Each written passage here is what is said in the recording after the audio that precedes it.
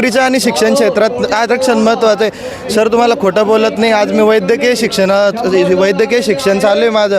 मी 5व्या वर्षाचा विद्यार्थी आहे. आज मला म्हणजे मराठा समाजात जन्म घेऊन माझी चुकी झाली का? आज मला एकट्याला माझ्या अख्ख्या कॉलेजमधून अख्ख्या क्लासमधून मला एकट्याला 1 लाख रुपये फी आहे. तेच आमचे बाकीचे जे सोबतीचे स्टुडंट्स आहे त्यांना 40,000, 30,000, 18,000 अशी फी आहे. सर 1 लाख रुपये फी आहे. आज आपण हालाकीच्या परिस्थितीतून येतो. प्रत्येकजण कोणी सिटीतून राहतं, कोणी ग्रामीण भागातून राहतं. शिक्षणाचा खर्च परवडत नाही. शहरात हॉस्टेलचा खर्च असतो, सगळ्या गोष्टीचा खर्च असतो. बाकी तुम्ही सांगा आता काही अजून असेल तर. नोकरीमध्ये कशा प्रकारे सध्या तुम्हाला अडचणी येत आहेत?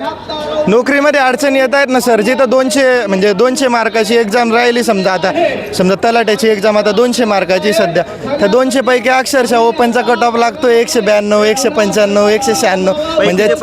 म्हणजे आउट ऑफच्या एक 7 ते 8 मार्क कमी पडल्यास नोकरी लागते फक्त ओपनमध्ये. त्याच्यात पण आरक्षण नसल्यामुळे ओपनला म्हणजे मराठा समाजातल्या मुलांना नोकरी लागेल याची 100% हमी नसल्यामुळं आपल्याला आरक्षण पाहिजे. शैक्षणिक आणि नोकरीच्या दृष्टीत पाहिजे. बाकी कशात नसलं तरी चालेल, काही प्रॉब्लेम नाही आरक्षणाच्या बाबतीत.